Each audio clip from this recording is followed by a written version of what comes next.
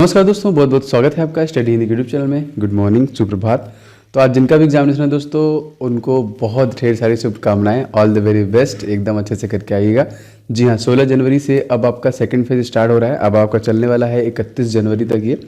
तो इसके देखिए सारे रिव्यू मैं लेके आऊँगा और आपको मॉर्निंग में मैं कुछ न कुछ इंपॉर्टेंट टॉपिक देता रहूँगा। और रात में हम लोग लाइव क्लास कर ही रहे हैं। संविधान का देखिए सेकंड पार्ट है जो टॉप 30 क्वेश्चन है, मोस्ट इंपॉर्टेंट क्वेश्चन दोस्तों। एक भी क्वेश्चन आपको छोड़ना नहीं है। मैं विद द टाइमर आपको समय दूंगा क्वेश्चन को सॉल्व करने के लिए। और आप देखेंगे कि ऐसे क्वेश्चन आपके एग्जामिनेशन में पूछे गए। रिसेंट में जो एग्जामिनेशन हुए हैं 28 से 13 में, उसमें भी क्वेश्चन पूछे गए हैं। तो बहुत ही ध्यान के साथ लगाइएगा। मैं उसके संबंधित थोड़े बहुत डिटेल भी आपको बताता चलूंगा जो आपको बहुत हेल्प करेगा। इसका पार्ट 1 मैंने अपलोड किया है, उसका PDF भी मैंने दे दिया है हमारे टेलीग्राम पे, आप वहाँ से इसको ले सकते हैं। एंड दोस्तों, अगर आपका करंट अफेयर्स अभी भी रेडी नहीं दोस्तों, तो आप करंट अफेयर्स को रेडी कर लीजिए। जी हाँ, जिसमें जनवरी से लेकर दिसंबर तक के मैंने सारे करंट अफेयर्स कंप्लीट कर दिए हैं, जो कि अप्रॉक्सीमेटली 1400 हैं। इसका PDF देखिए अप्रॉक्सीमेटली 1200 से ज़्यादा स्टूडेंट ले चुके हैं, जो कि बहुत ज़्यादा हेल्पफुल है। जी हाँ, आपको 1400 जो करंट अफेयर्स मिल रहे हैं वो हिंदी और इंग्लिश में डिटेल एनालिसिस के साथ हैं। और स्टैटिक इन्फॉर्मेशन सभी 28 राज्य के हैं।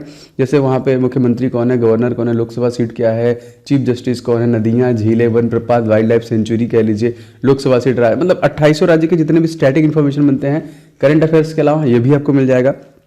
इसके अलावा सभी कंपनियों के बारे में, उसके MD CEO फाउंडर के बारे में, सभी बैंकों के बारे में, एप्लीकेशन के बारे में, संगठन जैसे इसरो, DRDO, इस तरह जितने भी संगठन हैं उनके बारे में, जितनी भी सरकारी योजनाएं हैं उसमें क्या क्या है, ये सारी चीज़ें एकदम जो आपके एग्जाम से पूछे तो वो सभी टॉपिक आपको इस PDF में मिल जाएगा। बस आपको इसको लेकर रिवीजन करना है, वो भी लगातार, अगर अपकमिंग फेजेज में आपका एग्जामिनेशन है। देखिए इंपॉर्टेंट दिवस एंड थीम से क्वेश्चन पूछ रहा है, नदियाँ, पार्क, लोक नृत्य, त्यौहार, जो कि पड़ोसी देश जो है, यहाँ पे देखिए मुख्यमंत्री, गवर्नर, प्रमुख झीलें, तो सब कुछ जितने भी चीज़ें इंपॉर्टेंट है आपको इस PDF में मिल जाएगा।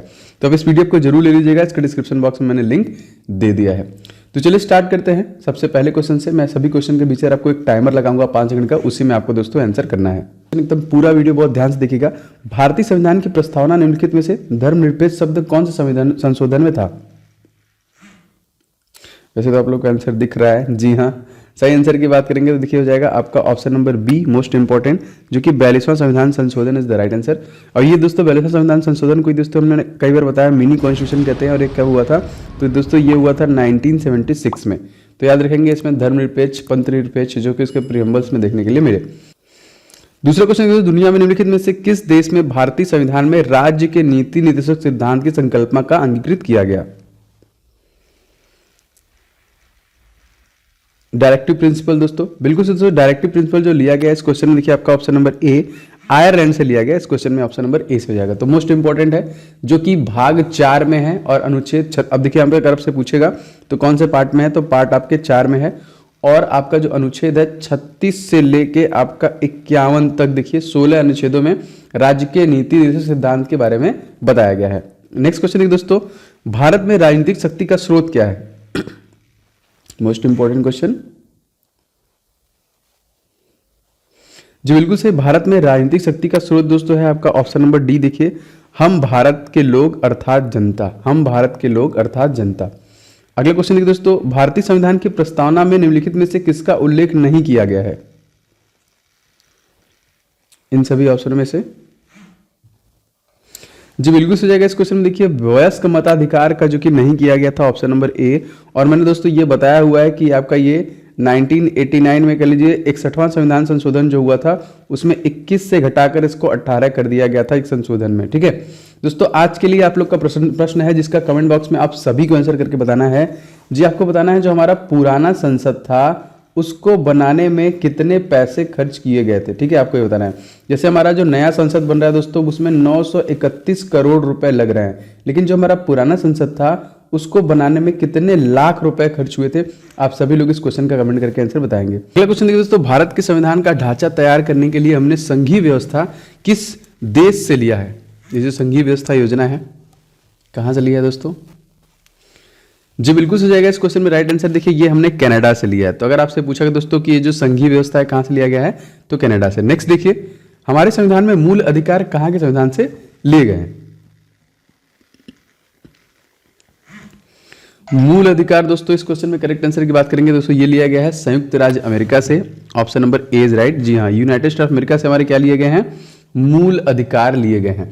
अगर दोस्तों आपसे पूछा जाएगा कि मूल अधिकार जो है दोस्तों ये कहाँ से कहाँ तक के लिए हैं, तो आप सभी लोग को पता होना चाहिए हमारे जो फंडामेंटल राइट है वो आपका 12 से जो कि 32 में है, 12 से 35 तक है। तो ये भी क्वेश्चन हमसे बहुत बार पूछा गया, तो 12 से 35 में है। नेक्स्ट क्वेश्चन देखिए दोस्तों, भारतीय संविधान में कितनी अनुसूचियां हैं?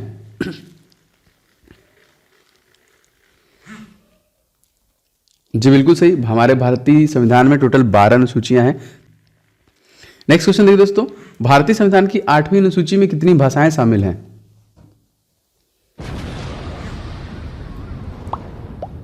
जी बिल्कुल सही है। इस क्वेश्चन में देखिए आपका ऑप्शन नंबर बी, जी हाँ, टोटल 22 भाषाएं शामिल हैं और ये आपके एनटीपीसी परीक्षा जो रिसेंट में चल रहा है उसमें पूछा गया था। अगला देखिए, भारतीय संविधान में कितने अनुच्छेद थे पहले?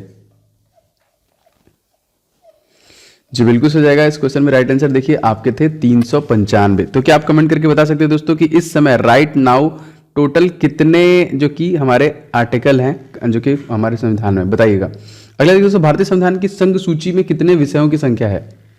संघ सूची में, ये भी मैं आपको बता चुका हूं दोस्तों, 66 विषय जो थे राज्य सूची से थे। इस क्वेश्चन में करेक्ट आंसर की बात करें तो राइट आंसर की बात करेंगे तो हो जाएगा आपका ऑप्शन नंबर सी, देखिए 97। नेक्स्ट देखिए दोस्तों, भारत में एकल नागरिकता की अवधारणा अपनाई गई है, कहां से?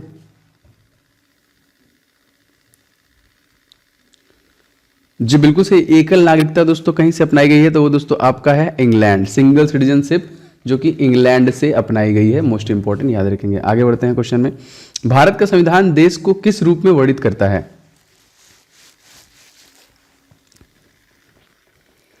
जी बिल्कुल सही, भारत का संविधान देश को राज्यों का संघ को के रूप में वर्णित करता है। ऑप्शन नंबर इस क्वेश्चन में ए सही हो जाएगा। दोस्तों अभी तक अगर आप वीडियो लाइक नहीं किए हैं दोस्तों तुरंत वीडियो को आप लोग लाइक कर दीजिए, जो लगातार मोटिवेशन अप्रिशिएशन है मेरे लिए। एंड इस वीडियो को आप लोग दोस्तों के साथ जरूर शेयर कीजिएगा कहीं पे भी, और अगर चैनल पर नए हैं तो चैनल सब्सक्राइब करके बेल बटन दबा लें, क्योंकि लगातार इंपॉर्टेंट क्लासेस मैं आपके लिए ला रहा हूँ।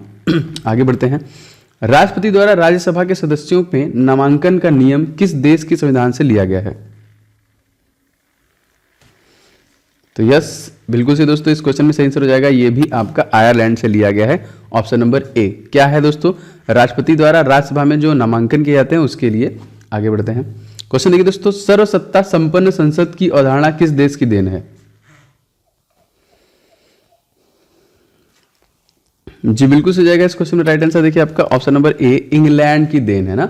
सर्वसत्ता संपन्न की अवधारणा इंग्लैंड देन है। हमारे संविधान में देखिए इंग्लैंड में से मंत्रिमंडल प्रणाली, एकल नागरिकता, संसद की प्रक्रिया और विशेषाधिकार, परमाधिकार रिट है, इन सभी उपबंधों को सब के सब देखिए इंग्लैंड से ही लिए गए हैं।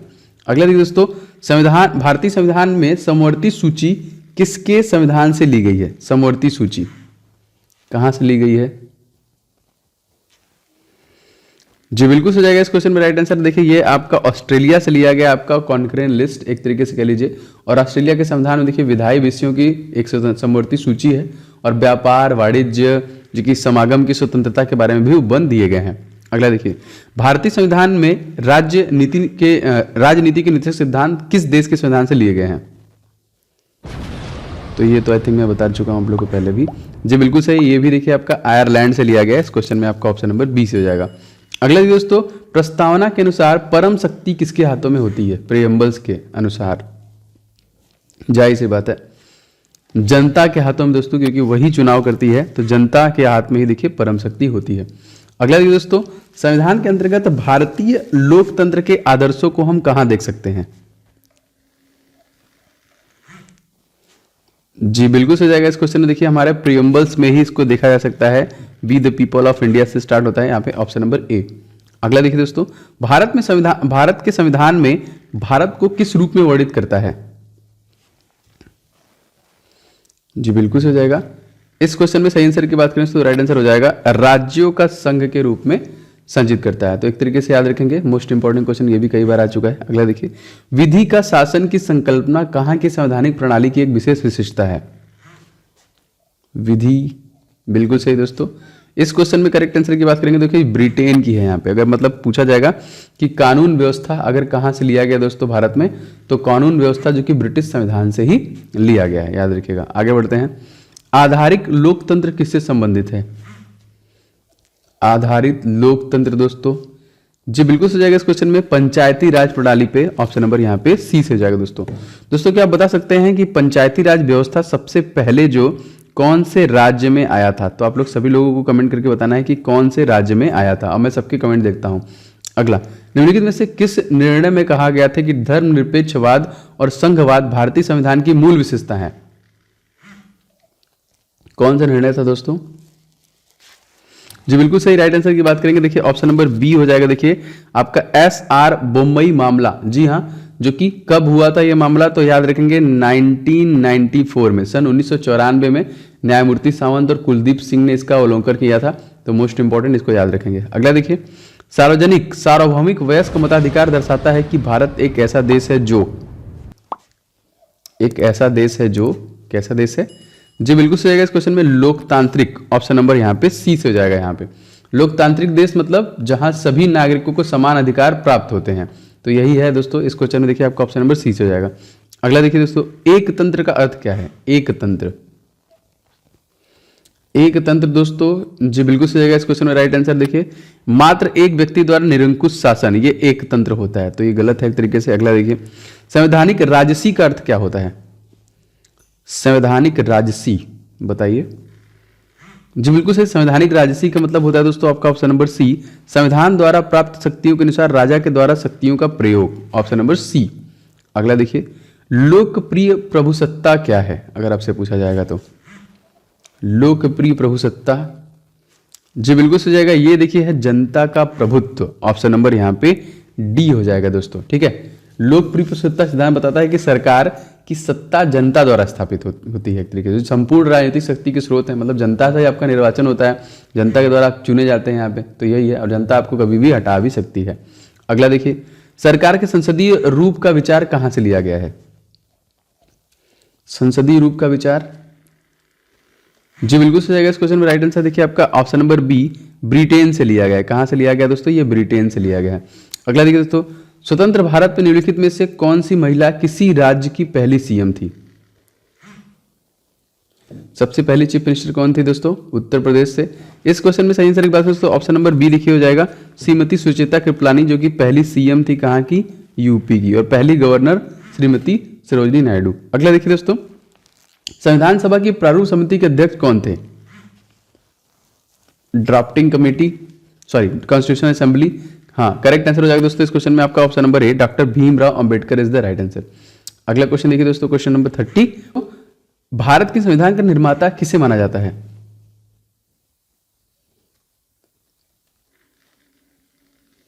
जी बिल्कुल सही जाएगा इस क्वेश्चन में। देखिए आपका option number B, doctor Bhimrao Ambedkar को देखिए एक तरीके से फादर ऑफ कॉन्स्टिट्यूशन भी कहते हैं, और 2020 में दोस्तों इनका 129वीं जयंती मनाई गई।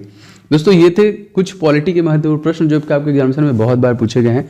अगर इस प्रकार क्लासेस आपको रेगुलर रखना है दोस्तों, तो प्लीज़ आप लोग वीडियो को लाइक एंड शेयर करके अपनी प्रतिक्रिया जरूर दीजिए। मैं इसका सेकंड पार्ट लेके आया हूँ, इसका आगे भी पार्ट लेके आऊँगा जो एग्जामिनेशन पूछे गए थे। और अगर आप चैनल पर नए हैं तो क्लासेस रेगुलर हैं, चैनल को सब्सक्राइब करके बेल बटन दबा लें। इसका PDF हमारे टेलीग्राम से डाउनलोड कर सकते हैं। पार्ट 1 मैंने डाल दिया था, पार्ट 2 भी मैं आपको डाल दूंगा, वहाँ से आप ले सकते हैं। तो मिलेंगे नेक्स्ट वीडियो में, तब तक के लिए जय हिंद दोस्तों।